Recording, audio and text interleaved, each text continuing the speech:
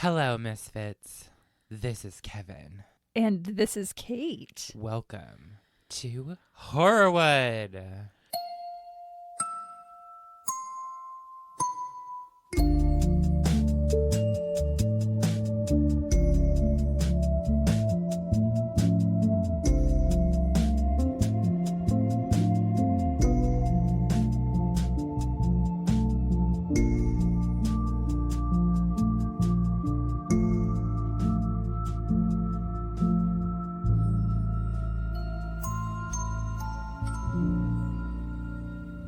That sounded so I was kind of scared at first. Oh. You were very serious. This is a serious episode. I don't think I'm ready for it. I don't think any of us are or ever should be. Oh, God. I'm glad you're covering this because I honestly don't know if I could have. I had to detach a little bit Yeah. from it because I was just like, this happened. Mm-hmm. And it seems like everybody involved is just glossing over everything. Ugh. Still. Oh, wow. So I'll get into it. Okay. Before we do that. Oh, we have Patreons. We have Patronian shout-outs to do. Patreons. Patreonians, hey.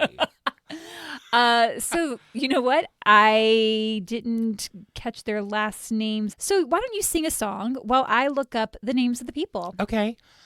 Frere Jacques Dorme. Ooh, French. Kate, the French come back hard in this story. Well, I bet in they a do. Good way. Yeah, I bet they do. All my stories, I think I've attracted I think you're it. manifesting I'm it. manifesting this, and I just need to stop. I think you're right. Okay, so we have a few Patronians that joined us over the holiday break. Holidays. And we are going to shout them out right now. The first one is Leah Punturi. I hope I'm saying that correctly. Oh my goodness, Leah, you're from Kentucky. So am I. Hello. Or Leah Punturi. I'm going with Punturi. Leah P. And welcome to Leah. the Misfit Murdery. No, wait, this isn't a Patreon episode, but welcome to the club. Welcome to Extra Stories. Thanks for listening. Thanks for listening. Thanks for liking us. Yes, you're going to get some bonus content, so we hope you enjoy. And then we have another Patronian to shout out, which I'm going to let you do this one. Sarah. Is that her name? Yeah, but that's not the one I thought you were going to do. But yes, Sarah, who actually was an accomplice, has upgraded. So thank you so much, Sarah. I believe it is Sarah Pearson Moyers Jordan. You know what? I'm going with that. Sarah Pearson Moyers Jordan. Welcome. I love all of those names. Thank you for upgrading. And now the one that I thought you were going to do, your roommate. Hey, Spencer, you dumb bitch. Welcome. Give me $20. Oh my God. Also, Spencer. when you go to Amazon to buy things on the TV when you're buying episodes, make sure it's not my credit card. So. Okay, well, maybe you need to have a discussion with your roommate there. Thank you, Spencer. I love you. I'm just being an ass. Thank you, Spencer. And okay, I think that's everyone. Thank you for supporting us. And for our listeners who are not paid subscribers but are still tuning in, thank you so much. And we hope you all had an amazing holiday break. And I hope it wasn't too stressful. This is our first episode back on the regular feed. Yeah, the regular feed, New Year. So happy New Year, everybody. And we're starting off with a doozy. Aww.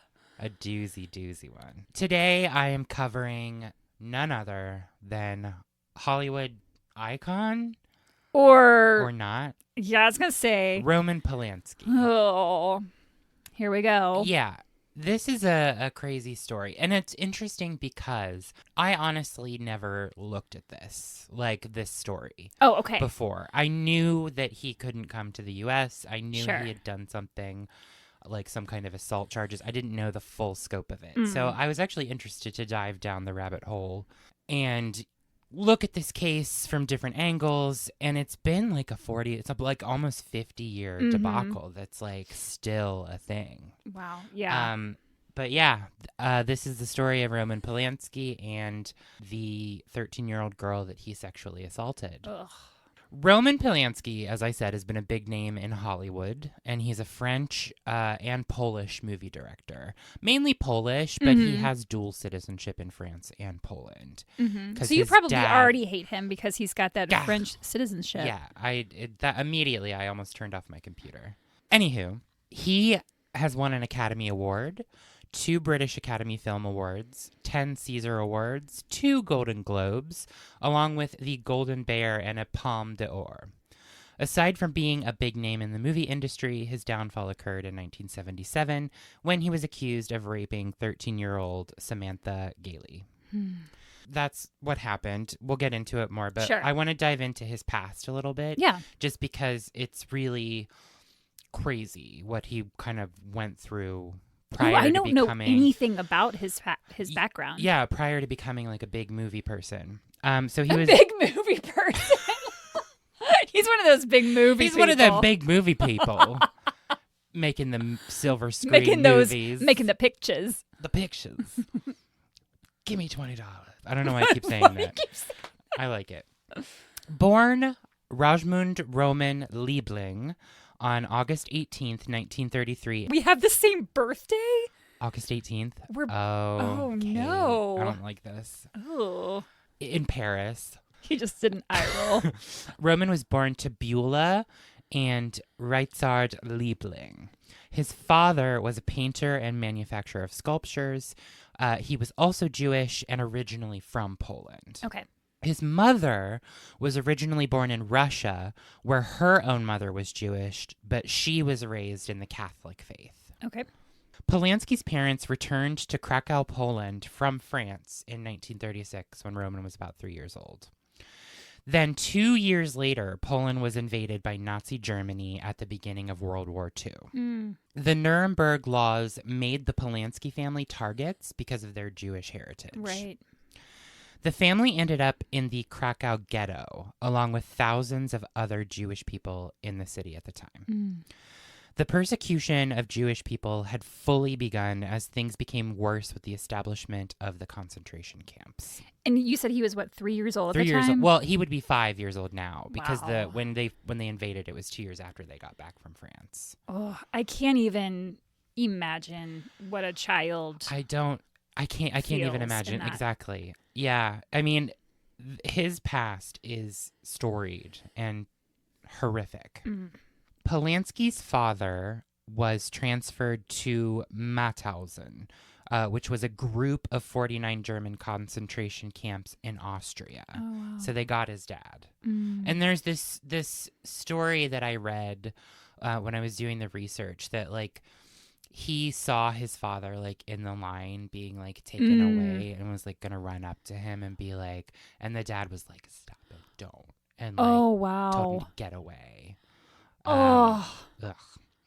His mother, this is awful. His mother was taken to Auschwitz. Oh my God. And killed in the gas chamber very soon after she arrived there, and she had been 4 months pregnant at the time. Oh my God. This is Yeah, I didn't know any of this.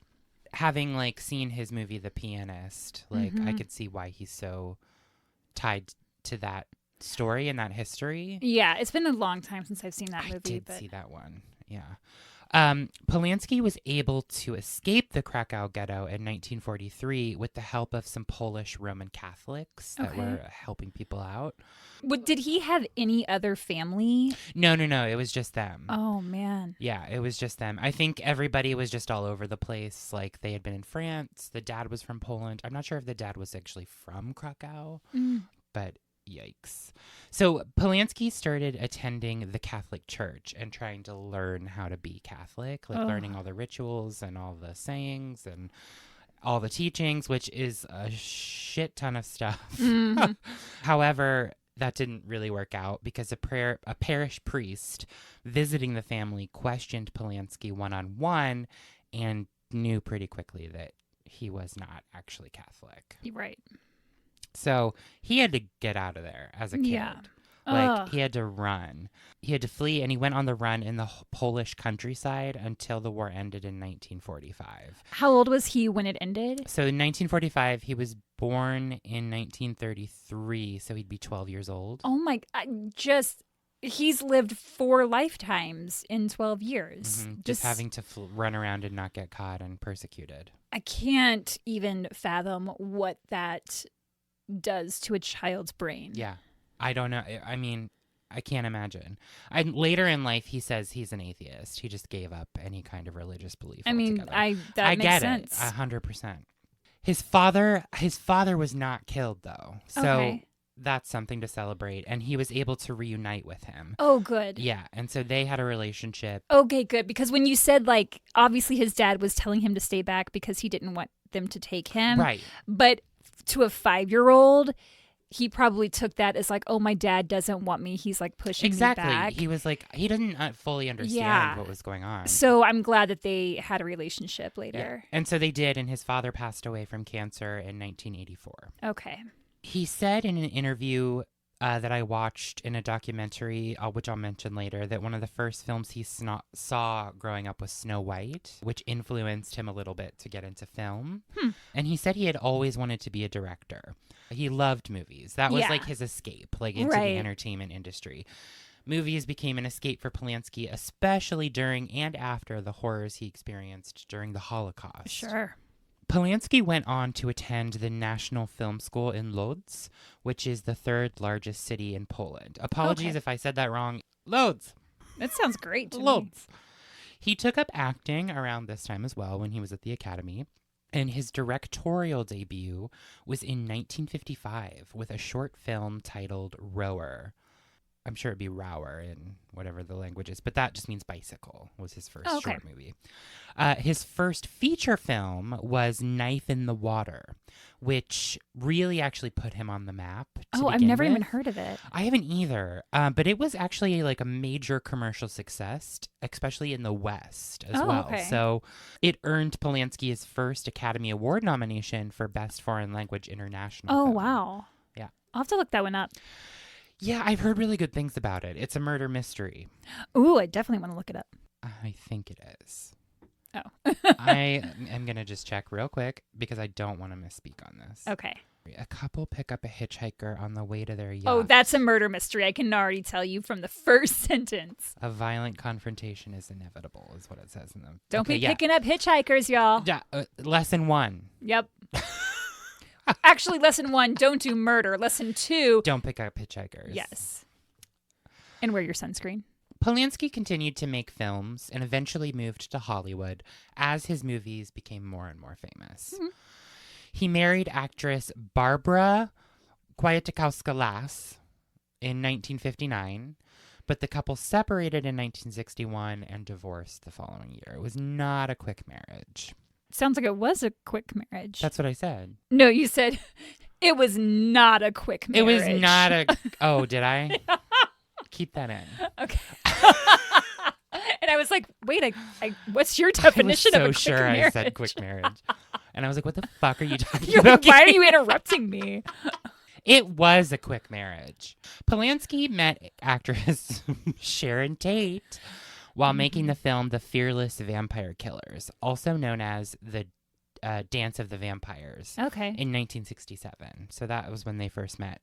They married soon after, but Tate would be murdered by the Manson family on August 9th, 1969. And she was 8 months pregnant at the time. Mm-hmm. I bring that up just because of like what happened with his mother in the concentration camps. She was also murdered when she was pregnant. Oh, God, I didn't even think about that. You want to know something? I might have mentioned it when we did the episode on it, but when we went to Zach Bagans' The Haunted Museum in Vegas, they have Sharon Tate's wedding dress. Are you serious? And they have video footage from the wedding. Oh, my God. That was like the one thing when Matt and I saw it that like we just kind of stopped and stared, because when you see the wedding and the party and everything happening and it's right next to the dress, and you know that dress was just feet away from her when she was killed. She was murdered. It's just like it does something to your brain. It's just imagine. like a mind it's fuck. Such a that connection of just being like connected to the reality of it almost. Yeah. We'll obviously dive into that case. Absolutely. But... And just to let listeners know, I'm not going to go into that much more at all. We'll do it as a separate episode. Yeah.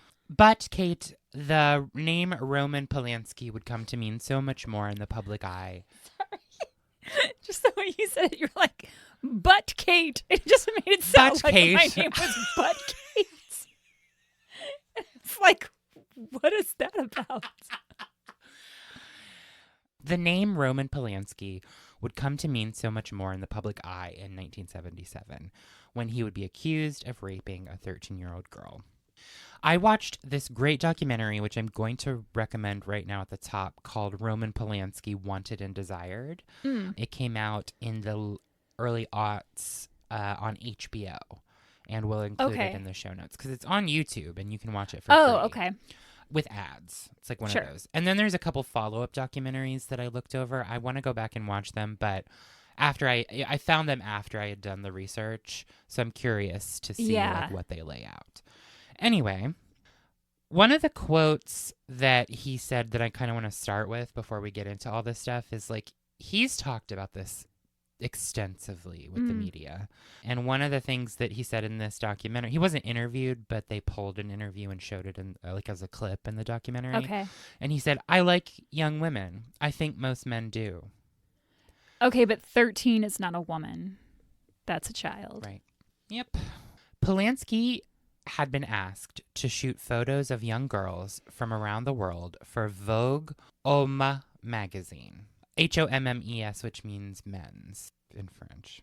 It was the second time he had photographed the girl he was accused of assaulting, Samantha Jane Gailey. Now Geimer is her last name, her married name. And we're okay saying her name? Yeah. Okay. Oh, 100%. Okay. Yeah. I wasn't sure if like that was okay to say. No, I mean, she's much older now, and she has a family, and she still talks about it to this day. And she's even interviewed in that documentary. Oh, okay. With the mother's permission, on the day of the shoot, Samantha left alone with Polanski. He came and picked her up from her house. Okay. They ended up at Jack Nicholson's home on Mulholland Drive. I think we briefly mentioned it in the Marlon Brando episodes. Yes. Nicholson was not home at the time. Right. He was on a ski trip in Colorado with his then-girlfriend, Angelica Houston. Mm-hmm. There, he gave Samantha champagne and Quaaludes. Okay. Yeah, and had sex with her. He drove her home afterward. The next day, on March 11th, 1977, LAPD detectives apprehended Polanski outside of the Beverly Wilshire Hotel. Great. Where they took him into custody. He was charged with the following counts. 1, furnishing a controlled substance to a minor. Mm-hmm. 2, committing a lewd or lascivious act on a child. Mm-hmm. 3, unlawful sexual intercourse. Mm-hmm. 4, rape by use of drugs. 5, perversion. 6, sodomy. My God. Yeah. What's kind of crazy about this is that Polanski didn't really perceive having intercourse with a 13-year-old as against the law. One of the... Tell me how old he was at the time. He was 30s? like 40. Oh, no, he was in his 40s. Oh, shit. Oh, my goodness. Yeah. Oh. Insane.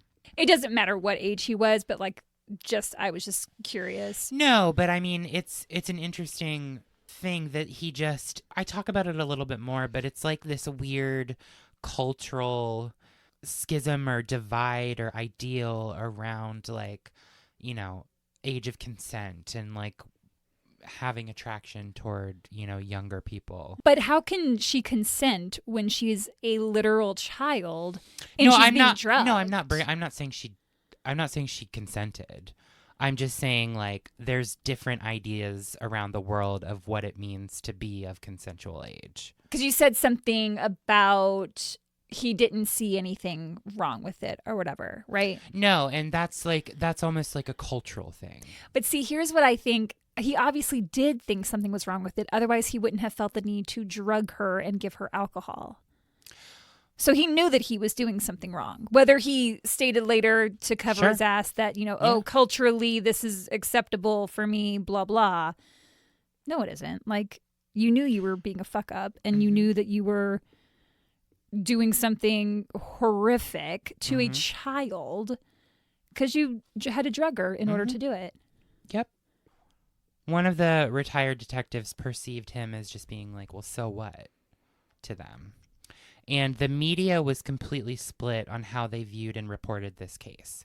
European media looked at him as like a tragic Holocaust survivor. And then the American press looked at him as like this evil monster. Both can be true. Yeah, both can be true, which is why I brought up that, you know, the cultural aspects of it. Because I think the European media was focused on like, okay, well, look at this guy's storied past of like all this stuff that's happened to him. And, oh, this is just another terrible thing that's happening to him. But it's not happening to him. He's the one that did the terrible thing. So one of his friends in the documentary said that if he hadn't been a controversial director whose wife's infamous murder was behind him, it would have been a completely different story. Were they trying to say like that he was getting sympathy because of the Sharon I think Tate? so. Yeah. I think he was. That's what they were saying. Like, if he hadn't had all of this stuff behind him, then it would have been a different story from the get-go. Gotcha. Yeah. So, defense attorney Douglas Dalton, who was defending Roman, was interviewed for the documentary, and he said this quote, which was great, and I had to write it down. People have the right to their own opinions of what happened, but they don't have the right to their own facts. And he's the defense attorney? Mm-hmm. The facts are he drugged a girl, a child. It's just an interesting thing to say when, like, you're trying to defend this man and you're outright saying, like, yeah, you can't deny facts. They all shit the bed on this, and I'm going to get into it deeply. So here we go. Deeply. Doug Dalton was a master of negotiations that signaled that there would probably be a plea deal struck. Like his whole thing, like throughout his career, he's handled big cases and usually gets to the plea deal before the whole thing gets to like a full trial. Right. Doug was very sound, didn't raise his voice, and often got what he bargained for. The DA put Roger Gunson on the prosecution, a 37-year-old straight-thinking Mormon. Okay. This is gross, but the joking rumor in the DA's office at the time was they put him on the case because he was a Mormon and the only one that hadn't had sex with an underage girl. Wow. Isn't that that's fucked up? Wow. Yeah. I'm so disgusted on so many levels. I know. I feel like I'm still trying to detach from the disgust because I already was so disgusted earlier. Like I said, I'm glad that you took this case because like I don't think I would have I had to read separate all it of because I was this. just like, this is really heavy and I really hate it. But please be disgusted for me because I just Believe me, I already got disgusted, y'all. The judge who took this case was Judge Rittenband, who was interested in celebrity cases generally. I'm always leery of those kinds of judges. So this is where it gets dicey, because right? it's like the Dominique Dunn case. Yeah. That judge in that case loved celebrity. He thought of himself as kind of like a Tom Cruise kind of guy. Like he just was all about like the press and how he looked and if he was tan enough and like just crazy shit. And yeah, you have to look out for those people. Similar. Oh, no. Similar. He became the judge on the case. He had handled the Cary Grant paternity suit, the Priscilla and Elvis divorce, pretty the big. Marlon Brando custody dispute, and more. He acted like a tyrannical director in the courtroom. Great. That's what you want. Yeah, the documentary I watched posited that he and Roman actually had a lot in common. He was friends with many different people in the movie industry. Rittenband loved champagne. He was known as the Hammer because he was a tough judge, and he, even tougher sentencer, apparently. If you didn't have a deal struck with him, you were in trouble, basically. Also, I mean, the fact that this guy likes champagne, like it's kind of hurting my heart because like I love champagne. I love champagne too. And I don't like that. I don't like that we're tarnishing champagne. Let us take it out of it altogether. Thank you. If you like champagne, you're not a dictator. Great. Well, not necessarily. Sometimes we just need a reminder. He had his bailiff keep a scrapbook of all the newspaper articles. Okay. We're keeping scrapbooks now? My God. About cases that he had that mentioned him. He had a scrapbook. So he'd Gross. to the scrapbook and be like, look, I just imagine him sitting at home at night, bringing a date over and being like, oh, what's this we should read together? Articles about him. It's like you? Ugh. Weird. Yikes. People wanted to be in the courtroom during the Polanski case, and Written Band was basically like booking those seats so people could be in the room. Wow. Was he hand choosing them? Yeah, essentially. He was like choosing, including media and reporters from all over the world. So he was trying to select How is that even allowed? Oh, I mean, this is the 70s in LA. We've True. talked a lot about this. True. And it's basically the Wild West. Yeah. So, yeah, he was charged with these things. He was going to go to trial. And the rape trial was, it kept being pushed off and rescheduled because of various issues. And there was a case that was going on prior to this case in that courtroom where they were going to have it. And it was going longer than it meant to be. So it was rescheduled for August 9th. 1977, which is 8 years to the day of the murder of Sharon Tate. Oh, that's right. As soon as you said August 9th, I was like, why does that sound familiar? Yeah. The media began basically hunting Samantha Gailey, Polanski's victim. Mm-hmm. She said that school was horrible. Oh, my God. The worst part was that no one believed her at the time. Her legal team wanted to try and keep her name out of it. Because they didn't want her. Because she was a minor. But people found out. That's awful. Yeah. No one was protecting this girl. No one was protecting her. And the question, oh my God, in this documentary, they go through some of what the defense was asking her, questions. Questions like, are you married to Roman Polanski? Oh my God. Have you been drunk before? Do you know what a climax is? Wow. Do you know what semen is? Wow. And you know what? No matter what her answers are to those questions, it doesn't have anything to do with it. Doesn't make a difference. They treated her like garbage. They treated her like she was the perpetrator. She did it. Right? Yeah. And to those questions, they were just like, please answer yes or no. Samantha says she just wanted to walk away from it, but you couldn't stop it once it started. She's talking about the actual incident with Roman? She's just talking about the whole ordeal. Oh, okay. She's like, once he was charged and once my name was out there, once it started, it didn't stop. I see. And it hasn't stopped to this day.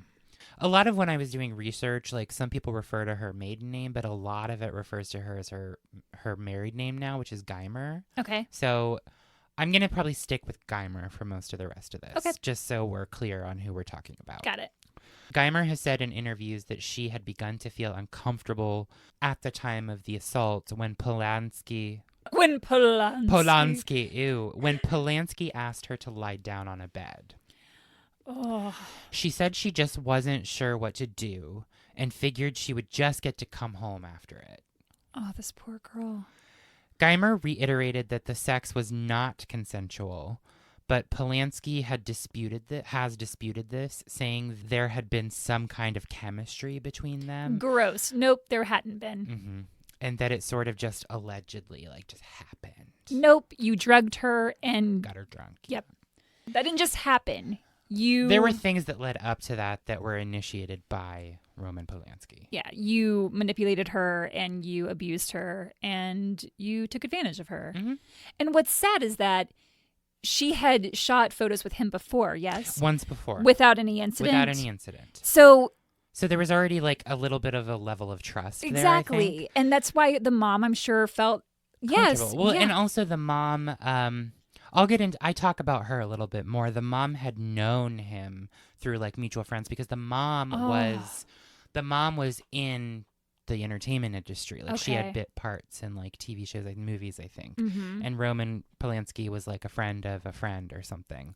That makes it even that much more just dig at you because this is someone was just that yeah, you sure, trust. go for it. Yeah. Totally fine. The prosecution, Gunson, went to see Polanski's movie Chinatown. And he said of the movie, the whole theme of this is corruption meeting innocence over water. Forget about it, Jake. It's Chinatown. Is that from the movie? Yeah. I've never seen it. It was so interesting because it was similar to the case. I liked how Gunson talked about the case in relation to his movie. And he said corruption, Polanski, meeting innocence, 13-year-old Samantha, over water, which he was photographing her in a jacuzzi at the time, like at Jack Nicholson's place. So these were pictures of her like in a jacuzzi, like over water. I liked how he likened it to that movie's themes. I thought it was interesting. Just wanted to put that out there. Roman had a very weird relationship with the press because of how he was treated during the murder of his wife, Sharon Tate.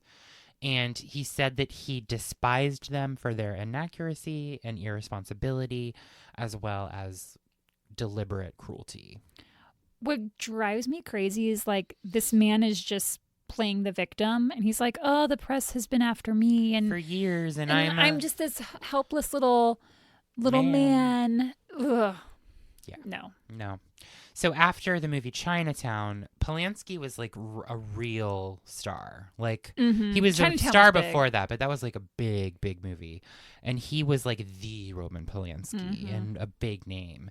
So he had done a photo shoot for French Vogue with Natasha Kinski, who was 15 at the time. And he actually admitted to having an affair with her at the time when she was 15 years old. Yeah. He admitted that in an interview in the 90s, I think, with Diane Sawyer. But He's yeah. just but a piece they were of like, shit all around. Well, they were like, well, she's 15. And he was like, so? Wow, Yeah. what a piece of garbage. So Polanski had a reputation prior to the incident. A reputation, like, what do you mean? So he had a reputation for being like a wild partier that was unpredictable and okay. loved younger women. A lot of the women in the industry interviewed by the documentary I watched were saying, why the hell would her mother leave her alone with Roman Polanski if she knew who he was and what he liked? They were placing the blame on... Of course they were, because it's always the woman's fault. It's always, It's just disgusting. These, like, older women in Hollywood are, like, blaming the young girl again. Yeah. Like, I hate seeing that shit. I just listened to an episode on another podcast very similar to this where this poor girl has, like, been through it. And the man responsible got acquitted of everything. Like, he was found not guilty of everything. Yeah. And he was horrific. And it's just like the whole trial, they just like made it sound like everything was her fault. And of course, none of it was, but it just drives me crazy.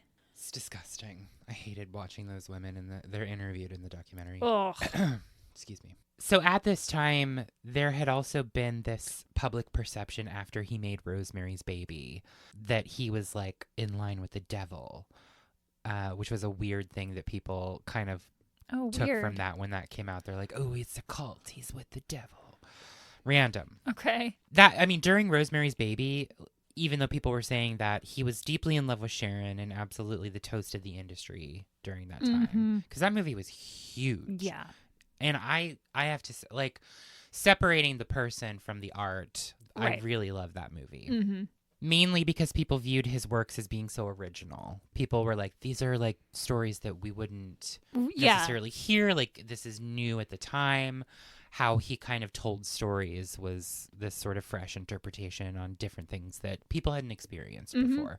But there was another side that people just kind of knew about and didn't really flag, Cool. Thanks, everyone. Thanks, y'all. It seemed the older, it seemed the older women in Hollywood who knew him didn't blame him. They blamed the 13-year-old girl and her mother. That's so fucked up. So back to the trial. Polanski, well, not really a trial because, like, it didn't go to, like, a full jury trial. Because they were looking for a plea deal. Right, exactly. So he at first pleaded not guilty to all of the charges. And Samantha's lawyer, Lawrence Silver, wanted to protect her anonymity. I don't know why I'm talking like this. Anonymity. I'm over-pronunciating words. But Kate. I like but Kate. Roman. Larry Silver, her lawyer, wanted to protect her anonymity and tried to persuade the prosecution and the defense to consider moving just immediately to a plea bargain. Her lawyer wanted that? Her lawyer wanted a plea bargain, too, because it's like, we just need to get this taken care of. Because so she's a her name is off child, the table. and they don't want to drag her through all of that. And she's already being drugged through it. Yeah. And he's just like, let's just end this. And her family was just like, we got to get her out of this. Like, I get that. I don't blame them for that. I don't either. But both sides were strong in their idea of winning and denied the immediacy of like a plea bargain. So They didn't want to go to a plea bargain? I'm confused. What do you mean they denied the immediacy of a plea bargain? No, both of them were like, no, we're going to win. No, we're going to win. Like, either side was saying they were going to win and they wanted to fight at it and have a full trial. So the girl and Roman both wanted a trial. No, the lawyers wanted a trial, right? There's the DA prosecution who wants to prosecute Roman. Samantha's not on the prosecution team. And then there's the defense, who is the defense lawyer for Roman Polanski. And then there's Larry Silver, who's representing Samantha. Larry is the one at first who was like, plea deal, immediately. Need to get her out of it. The prosecution and the defense were like, no, we're going to fight this out. Does that make sense? Yes. Okay. Sorry about that. No worries. They started building a case, right? Mm-hmm. And this is also gross. I'm really sorry. But a piece of evidence was entered. The pair of Samantha's underwear. I knew you were going to say that. That she was wearing during the attack. And do you know what the judge did? Because either party didn't know that this evidence existed. He said, well, you can each have half. And in the courtroom, they cut her underwear in half and gave a piece to each side to examine. What? How is that even okay? Here's some evidence. Just like, let's just rip it apart. They did it right there in the courtroom. Wow.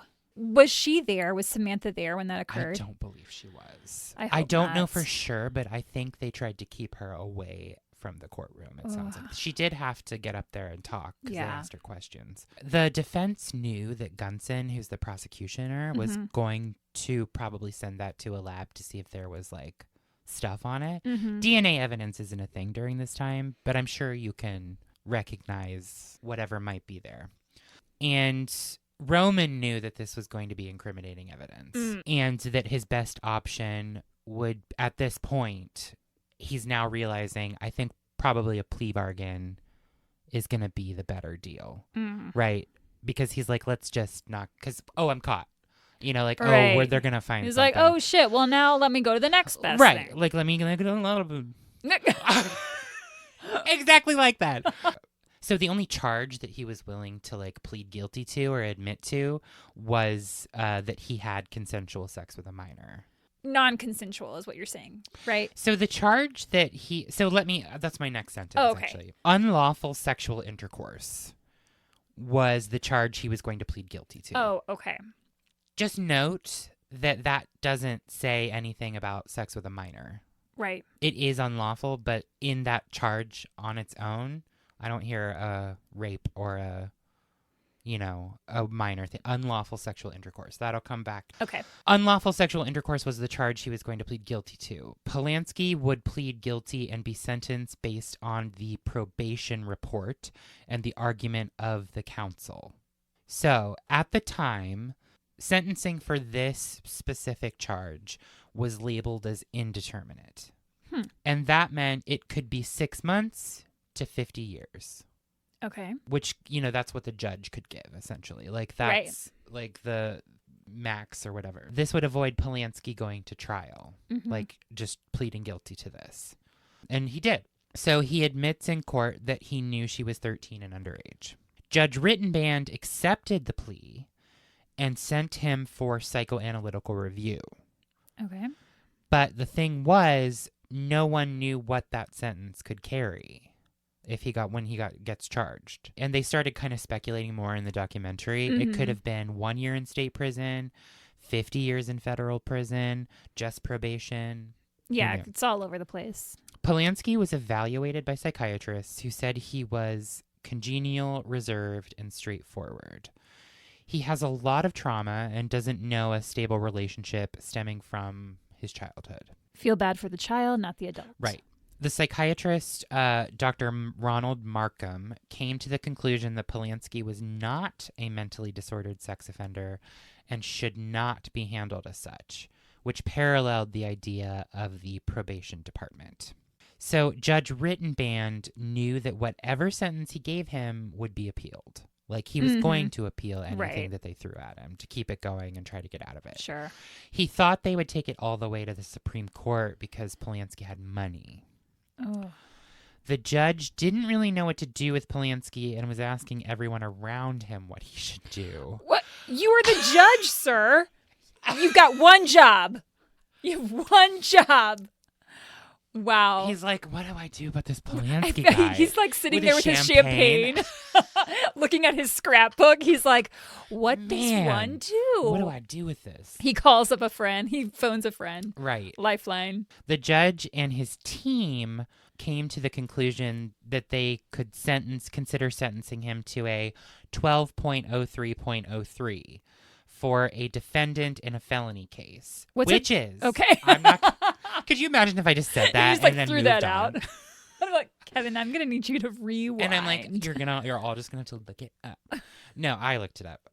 It's a 90-day psychiatric diagnostic study observation for an in-depth report. Okay. So it's not a sentence, but he can't appeal it, is the thing. But it's only 90 days. Yeah. It's 90 days in a prison being evaluated, but, by psychologists, essentially. So basically you just have like a little 3-month 3-month stint blip in prison. Yep. for raping a child and changing her entire life. Yes. Great job. Polanski's team felt good about this. The charges were reduced to the 1 count of unlawful sexual intercourse. I was just saying, of course Polanski's team felt good about it. Right. He's getting away with everything. Right. And the sentence recommendation was just probation, essentially. Wow. But written ban called Dalton and Gunson, the prosecution and the defense, to his chambers for a meeting. Written band said that he wasn't going to follow the recommendation of the court. He was going to send him to state prison at Chino for the diagnostic study. The judge brought them in and said, I'm going to do this 12.0303 thing. And it's just going to be like a probationary 90-day thing in a prison where he's just being evaluated. And the prosecution and the probation... I'm sorry. I could see it coming too. I felt my eyes check out. I saw it happening to you right before my very eyes. I'm going to take a drink of water. Okay, me too. I don't know what's happening. You're melting down. No. The espresso wore off. Not your venti triple Not my venti shot. triple $500 espresso. Like coffee beans just start shooting out of my mouth. Okay, I have to tell you something. So when I was driving back here from Kentucky, I had a bag of food, like my little road snacks, you know? And Matt's brother had given us some popcorn, like caramel chocolate covered popcorn. It was like in a little brown bag, And so I'm driving, and so I just reach in and I undo the thing and I stick my hand in and I get a handful and I was like, pop it in my mouth. And I was like, these pieces are like a lot smaller. Maybe they're just like weird crumbs of the popcorn. And then I realized that I accidentally grabbed a bag of coffee beans and I had just put an entire handful of coffee beans in my mouth. But I was driving and it's not like I had anywhere to spit them out. So I just chewed them. You chewed on the coffee beans and swallowed them. Weren't they hard? They were so crunchy and gross, but like, what was I supposed to do? I was on the freeway. I don't know how to respond to that. Yikes. Did you feel like, did you get a caffeine burst? Yes, I was like, oh man. Kate's going like 120. She's like, gotta get there. I gotta get there. She's like, I made it home in 3 hours. Oh my God. I was saying that Polanski's team felt good. The charges were reduced to 1 count. But yeah, the judge written band called in Dalton and Gunson to his chambers to say, I'm going to do this. Like, I'm going to do the 12.33 thing. And the prosecution and probation officer said that was not meant to be used as a punishment. Like, I see. That thing that you're giving him. Like, it's not a real sentence. It's not a real sentence, and it's not like a real punishment. This is for like felony cases where you're like, this person really needs to be evaluated for a long period of time. And especially because he was evaluated. He was already psychiatrically evaluated. And they were like, yeah, he's fine. They were like, yeah, he should, he's not, he knew what he did. He's exactly. a sex offender. But they were recommending like, probation. Wow. So anyway, written band rebutted that he didn't want to be responsible if Polanski was injured or killed in prison. So Mr. Champagne Scrapbook was like, well, I'm just going to put him in this 90-day thing because if he goes to prison and someone hurts him, like that's going to make me look bad. Yes, exactly. And in the middle of this all is a young girl who had to endure this horrific incident and then everything that came after that. Yeah. Okay. Yeah.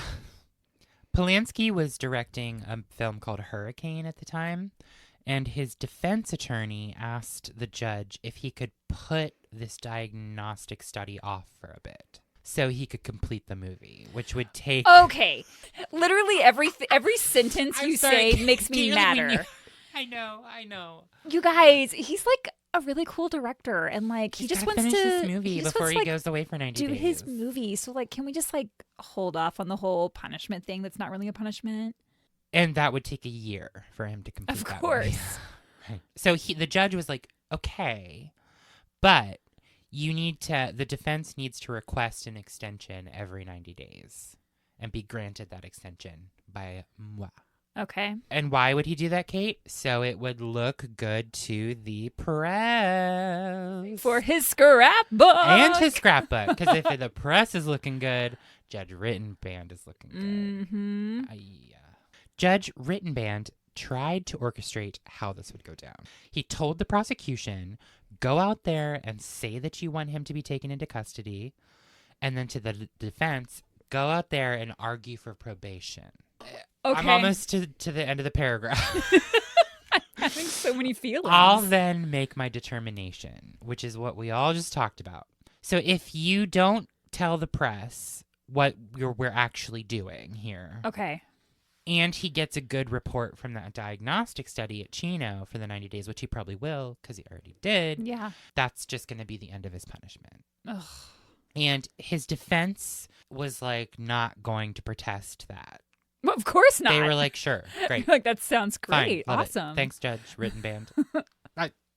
Here's some champagne. So this is what's interesting also about Samantha's family and Samantha. Mm-hmm. Because this family of Samantha actually asked that the film director not be incarcerated at first. Oh, interesting. They were like, I think because Samantha was undergoing so much scrutiny by the press. Again, it was that thing of like, whatever you do, just fucking end it. Like, don't put him in prison, fine, then I won't be the bad person. Yeah, that's another thing is because of the height of his popularity, to be the girl at the center of it all who, I'm going to say that brings him down, but he brought himself down, so it's like not her, you know what I'm saying? But what this girl was going through, I can't imagine. Polanski was free to leave the country and take other work under the terms of that extended probationary period. So Dino De Laurentiis, a film producer, saw a chance to get Roman on board for a remake of Hurricane, and he jumped at it. Polanski was having some trouble getting hired. Oh, really? At the time, no shit. The fact that this De Laurentiis is like... He's jumping on it because he can get a big name director. I think that kind of speaks to his... so shitty. Yeah. So Polanski did leave the country, like, at this time. And this wasn't, like, the final thing, which we'll get to. But he was in Munich, Germany, to meet with a film distributor, and photos surfaced of him sitting between two young girls at an Oktoberfest celebration. Oh, my God. Because he can't stop. Right. Oh, sorry, that's Frankie scratching at the door. Me. I was like, no. Roman. He's still alive. Yeah. Judge Rittenband saw this and was furious. Yeah. He's like, why is he out there having a great time? Because you let him. Right. What did you expect? He should be working and, like, taking things seriously. The judge ordered Polanski to return to the U.S. He's like, get your ass back here. Okay. The judge eventually did find out that he was there on business. And Judge Rittenband was embarrassed by the Oktoberfest scandal because he was like, oh, you were working. No, he. Okay. Men. Old white men in the 70s. Yikes. We should do a drinking game of how many times you say yikes. Do yikes. I say yikes a lot? Yeah. I love it. It's my favorite term. I wake up in the morning and scream, yikes! I just wake up and look in the mirror and I go, yikes. Kate. I do have a giant honking zit dead center right between my eyes. I see it. See? I'm wearing makeup right now because I have so many zits on my nose right now that I was like, I can't let Kate just stare at these. It's like pizza nose. So we had to take a brief pause because Frankie kept scratching at the closet door. And so now we're just trying to figure out what to do with her. There we go. Okay, we'll try it. All right. So I whisper the rest of this. Sorry. So as I was saying, Judge Rittenband was embarrassed by this whole scandal. He's like, it makes me look bad. So he refused to grant any more stays on the probation. Okay. From this, and ordered Polanski to go directly to Chino for the 3-month study. Okay. He was like, get your ass back here, go to Chino. At least he's trying to do something these days. Right for once. He was so Polanski was taken to Chino for the study and admitted. Okay. The staff there was worried for his safety, so he was given some protection and spent his days preparing for the Hurricane movie. I mean, when you're a child abuser, you don't do well in prison. You don't do well in prison. And that was actually my next sentence, Kate. Chino is a dangerous place where murderers are housed and people who commit crimes against children are often taken care of in prisons. Take a deep breath. Oh, no. Kevin, what are you going to tell me? After 42 days in Chino, I am going to throw my computer at you. Prison authorities let Polanski out. I hate everyone there. And of course, again, the psychiatric study recommended probation for Polanski. Ugh. People were pretty pissed that he only spent 42 days in custody. And this was going to be very embarrassing to the judge. And he does not like to be embarrassed. Judge Rittenband was like, oh, hell no. And he called the study a whitewash because he was getting too much criticism. 42 days was not enough time in custody. He somehow needs to make up those additional 48 days. Gunnison said, how about you just send him to county jail for 48 days? Okay. Rittenband said no to that because a prison sentence needs to be maintained. What do you mean by that? I think he's saying he shouldn't be taken out of prison and put in a county jail. He should be put back in a prison. Rittenband wanted to make it seem that Polanski was going to be serving a longer sentence than he actually was. So he wanted to make the media think that he was going to, get the book thrown at him when he's not actually going to get the book thrown at him. All the defense, Dalton, had to do was just trust the judge in this instance. He was going to have him serve the 48 days in some way, but it would appear longer to the general public through the media, through what they told the media. I see. Polanski would then need to waive his deportation rights and be deported right after serving that 48 days. Deported to where? Back to Europe. Okay. France or Poland. This totally wasn't a legal thing for Judge Rittenband to do, though. He couldn't just have him do that and deport him.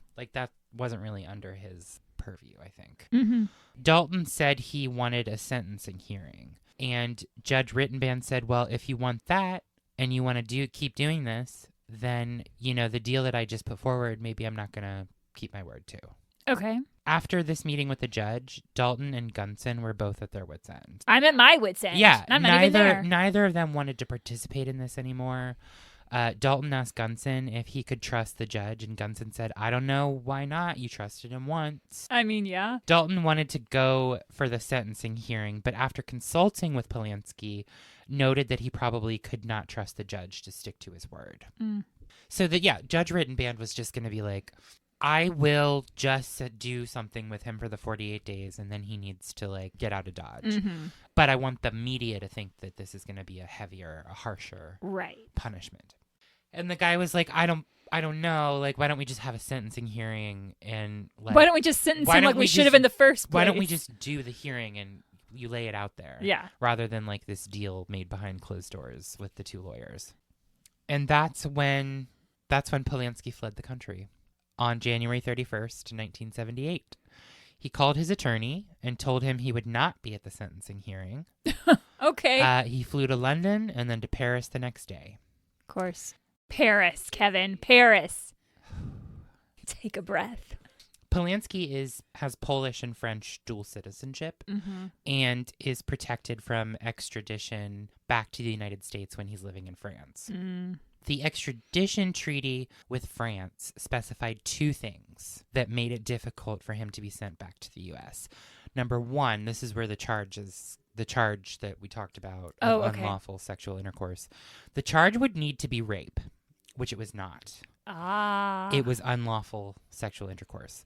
And 2, the treaty concerned French citizens. So it was up to France whether they would even consider doing it. Mm-hmm. They were like, this is a French citizen. And the law isn't, that treaty is like, if it's not rape, then you don't need to go back.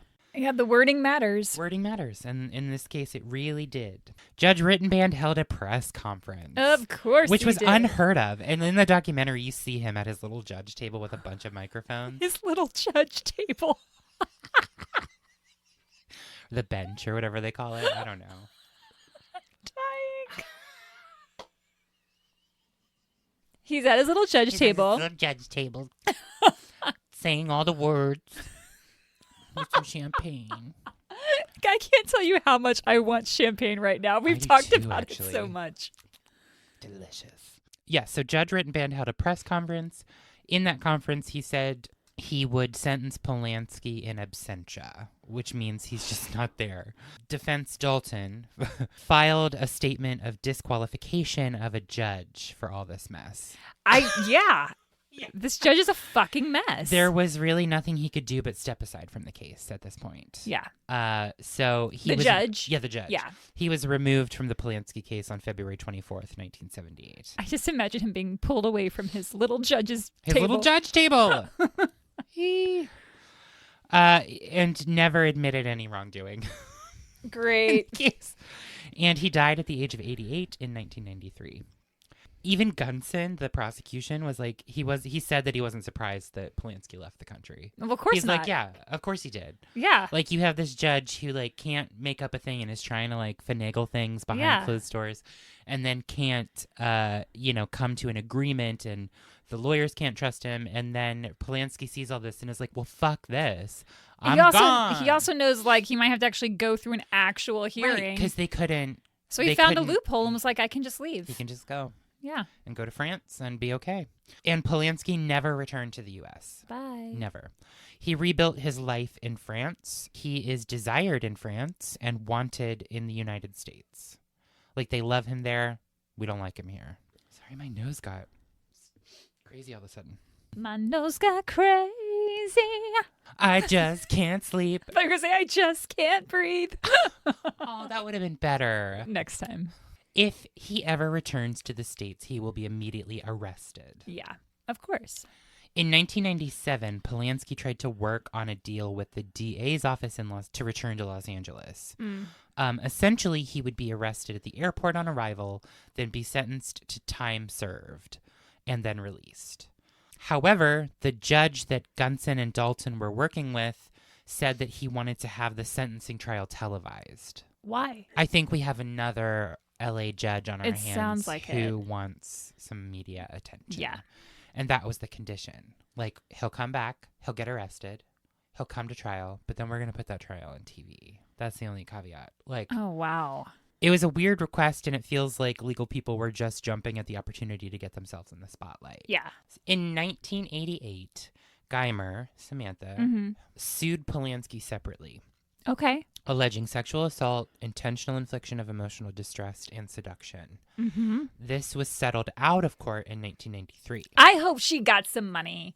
We've talked about lawsuits, and I know your feelings on them, but sometimes No. like, This is an instance where I agree. yeah, I'm like, you know what? Get something. Well, Get here's something the to thing, pay for your though. therapy that you're probably having to go through. Here's the thing, though. Kate. Shut up, Here's Kevin. the I don't thing, like though. your face right now. Polanski misses the payment deadline Oh, of, my God. of October 1995. Geimer then filed papers with the court trying to get at least $500,000 out of him. Okay. The court held up that Polanski still owed her over $600,000. All right. I couldn't find if she ever received this payment from him. I don't know if it actually happened. Okay. I want to assume yes, I want to assume yes. but I couldn't find it. This case is far from being forgotten. That was so dramatic. Thank you. There have been several occurrences over the years, including Polanski being seized in Switzerland on September 26, 2009. At this point, there's a whole other documentary about the Switzerland thing. I don't want to say it didn't seem as important. We can summarize what happened with Switzerland pretty easily. So if you want to find out more about it, follow the YouTube links, which we'll put in the show notes. Great. Polanski was to attend the Zurich Film Festival to receive a Lifetime Achievement Award. A Lifetime Achievement Award. All right.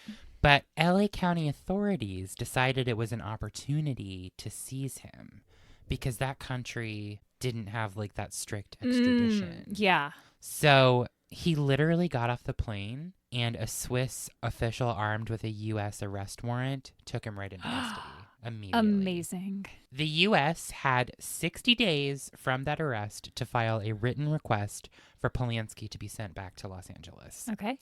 But on the other side of this, Polanski would need to just agree to go back to the U.S.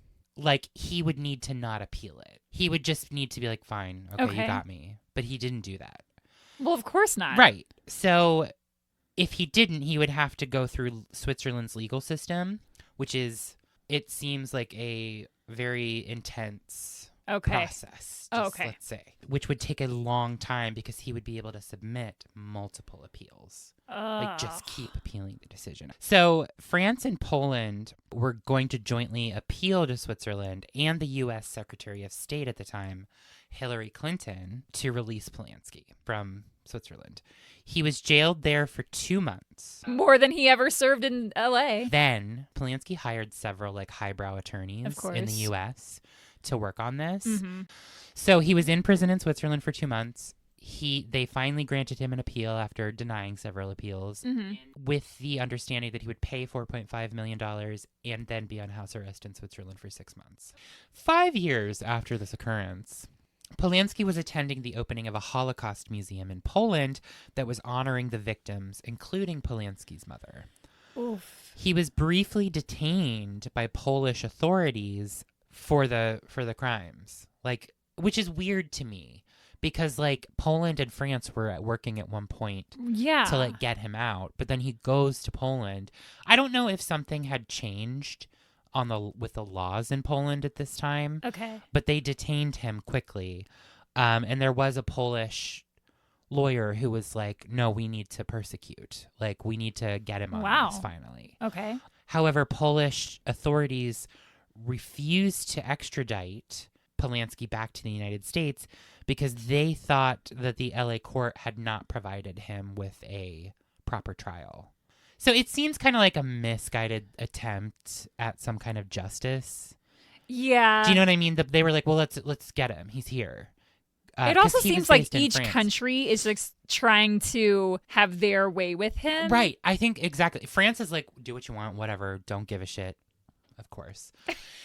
And then Poland comes in for a second in I think this was 2015. Oh, wow. That's recent. Yeah. And was like, no, you're wanted. But then they were like, well, we won't send you back, though, because we think Los Angeles is just fucked up their shit.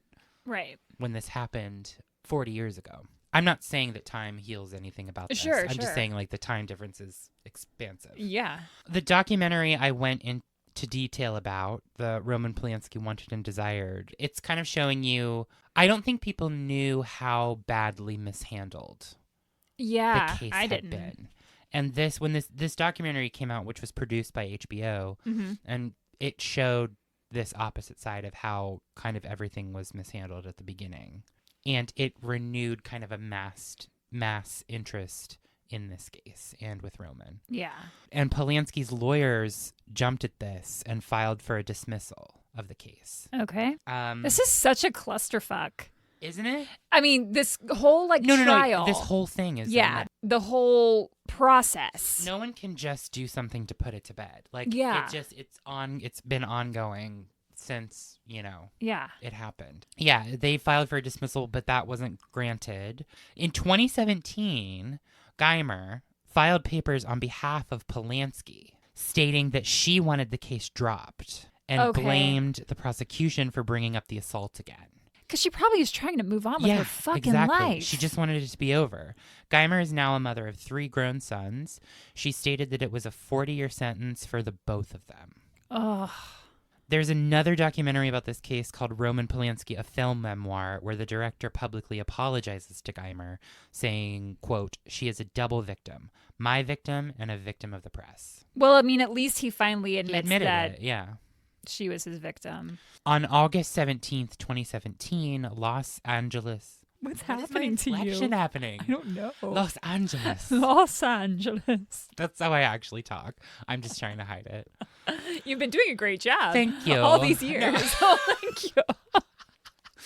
All right. So on August 17th, 2017, Los Angeles County Superior Court Judge Scott Gordon requested the request from Samantha Geimer to dismiss the case. The judge found that there was misconduct in the trial, but Polanski would need to return to the U.S. before a court could even consider dismissing the charges. What? The topic is certainly a heated one, with Hollywood still trying to decide how they feel about it. Famous actors, directors, and producers have stood by the filmmaker throughout this and worked with him, but it seems like that's beginning to change, especially with the downfall of Harvey Weinstein. I was going to say, I'm sure the Me Too movement is making a bigger impact on this. Yeah. So it seems like a whole lot of people are starting to change their tune. Good. Because there were a lot of people that stood by him. Because people suck. A lot of famous actors. Yeah. When I was looking at those accounts from those people who were still pro him and backing him and everything, a lot of them talked a lot about separating doing the art form from the artist. So I think there is a discussion to be had about that, because I think we're getting into a period in our society where we're pushing them closer together, and that what you do in your personal life and what you do and how you act and what you think and what you believe is 100% influential of the art that you create and you make, right? You're embedded in that regardless of anything. There is a book called Monster about this very subject, about separating the art from the artist. The same thing here. Like, we have these amazing movies that even I, the ones that I've seen will admit, I thought they were wonderful pieces of art and film. So I think it's a slippery slope. I don't necessarily know that in that instance I would fault someone at the time they made that decision culturally, because we weren't super attuned to calling people out. I can see both sides of it, is what I'm trying to say. That being said, though, there are other victims that came forward against Polanski with sexual assault allegations. Oh my God. These are alleged. I'm just going to say that now. These are not tried. These are not investigated. These are people who came forward and talked about it. I don't think it's gone anywhere, though. So allegedly. Okay. In 2010, British actress Charlotte Lewis said that Polanski forced himself on her in his apartment in Paris in 1983 when she was 16. She said that she had met the director at his apartment because she was working as a model at the time, and there was the potential of getting cast in one of his upcoming films. Another woman, only identified as Robin M., came forward that Polanski sexually victimized her when she was 16 in 1973 in Southern California. She came forward when there was talk of dismissing the criminal charges against Polanski because it infuriated her. Another woman, Renata Langer, 61 years old from Germany, reported to Swiss police that Polanski allegedly raped her several times when she was 15 years old. Oh my God. Langer is a former model and actress. When that happened at the time, she told her boyfriend, but did not report it to anyone else because she feared how her parents would react. Oh. Langer met the director when she was working as a model, and he invited her to his home in Gstaad, Switzerland in 1972 because he was considering her for a film role. Yeah, it's not sounding good for old Roman there. No. And again, I want to reiterate that these assaults that I've just detailed haven't been investigated thoroughly and are just alleged claims. I wonder why they haven't been investigated. I don't know. I found articles about them, but maybe they are being investigated, but we just don't know about. I don't know. Okay. I just want to, which is why I'm just saying allegedly. Yeah. So Polanski won an Oscar in 2003 for his 2002 movie, The Pianist, which starred Adrian Brody. Again, amazing movie.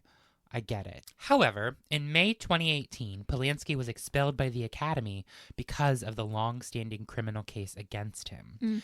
He sued the Academy. Really? For this, stating that he was denied due process when they expelled him. And this was allegedly stated under a code of conduct that was drawn up in response to all of the sexual misconduct allegations men were facing in the entertainment industry. I love when it's like he's clearly guilty of raping a child and he finds out there's going to be a hearing. He's like, gotta go to Paris. And then when he is kicked out of the academy, he's like, well, I didn't get a fair hearing about this. We got to go back to this. Yeah. Love it. Love an old white man with power. There you go. I'm being facetious in case anyone actually thinks I love an old white man with power. Oh my God, no. Someone's like, what? Polanski lost this case, and the court confirmed that the Academy's procedures were fair and reasonable. Great. Bill Cosby was also expelled from the Academy at the same time as Bye. Polanski. Yep. Bye, Bill. Polanski is currently 90 years old and still working in the film industry. He's currently married to Emanuele Singer, who he wed in 1989 and whom he has 2 children with. I had to come in right at the end with one final What are you going punch to tell to the me? face. In a recent interview with France's Le Point magazine, Singer interviewed Samantha Geimer. Singer? Emmanuel? Okay. In 2023. Oh, wow. I made a transcript of that interview. Well, I have some quotes. Okay. She had this to say, which is translated. Let me be very clear. What happened with Polanski was never a big problem for me. This is Emmanuel talking? No, this is Geimer talking. This is Samantha. Quote, I didn't even know it was illegal that someone could be arrested for it. I was fine. I'm still fine. The fact that we've made this a big deal weighs on me terribly. To have to constantly repeat that it wasn't a big deal, it's a terrible burden. I don't fault her for saying that. I don't totally understand time, why she your would. abuser's wife is interviewing you and you're like, it's fine. You're in a corner. Yeah. Of course I wonder why she even went through. I was gonna say, I wonder how this interview even came about. Right. There's a picture from this article with Emanuele's arm around Geimer. I'm not sure how to feel about this. Geimer says Polanski has apologized to her profusely. She's saying that he apologized to her, but she's also said that he definitely raped her. Yeah, he did. I think it's a really interesting look at grief, the media, and forgiveness. Like those 3 things kind of triangulated. I can't imagine the whole ordeal has been an easy one, especially being a victim of sexual assault. I mean... And where do you draw the line on somebody? It's baffling to me at this point. I understand that it's so many years later, but like these people are still being interviewed. We're still talking about it. It's still a thing. Yeah, well, because justice was never actually served. Justice is actually served, so no one can leave it alone. Exactly. It just still feels like this open thing that's hanging out there. Right. So his latest movie was The Palace. It was released last year in 2023. Didn't seem to get very good reviews. In 2022, sealed transcripts from the court case back in the late 70s were finally unsealed and validated the claims made in the documentary that Judge Rittenband screwed the pooch on everything. What gets me is that he raped a child, essentially got away with it despite all of the drama over the last 45 years or so. And I just want to say this as well, because this is a callback to our podcast and things that we've covered. But in 1971, Polanski adapted Macbeth, and do with that what you will. And that is the story of Roman Polanski, Samantha Geimer, the sexual assault, and him fleeing to Europe and nobody getting justice. I feel for Samantha. You know what, though? I'm glad that she moved on with her life. She's found peace. She got married. She had kids. She had a family. I hope she's killing it out there. Yeah. Is she still alive? Yes. Great. And she's a grandmother now, too. Yes, girl. Get it. And bye, Roman. Don't care. Don't care about you. Bye. Bye. Wow. Yeah, I'm glad I didn't have to research that one. Thank you for doing that was on me. I was like, I'll do it. You're like, I'm going to do Roman Polanski. I'm going to do it. And I was like, okay. Go for it. You do that, Kevin. You go for it. You do what you need to. Yeah. You let us know what your thoughts are in the comments. Yeah. I have some thoughts and some feelings. I have a lot of feelings right now in this chair. But you can let us know yours on YouTube. It's been a while since we've done this. On Instagram, Facebook, or YouTube at Horrorwood Podcast. Or send us an email at horrorwoodpodcast@gmail.com. And while we're talking about the emails, don't forget to send us your Yes, stories. stories. We're still collecting them. We're always collecting them. So write them in. Doesn't have to be Hollywood related. It's your time. It's about your experiences, whether it's a haunted thing or a true crime thing or whatever it is we want to know. So send those stories to us. And if you've been to France and had a bad experience, Kevin would directly. love to know.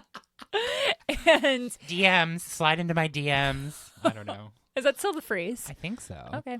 And if you are feeling super generous and you want to have bonus content, you can hop on over to Patreon at patreon.com/horrorwoodpodcast. Yup. And in the meantime, have a wonderful, happy new year, beginning of the new year. Don't do murder. Do drink champagne. Every day. If you want.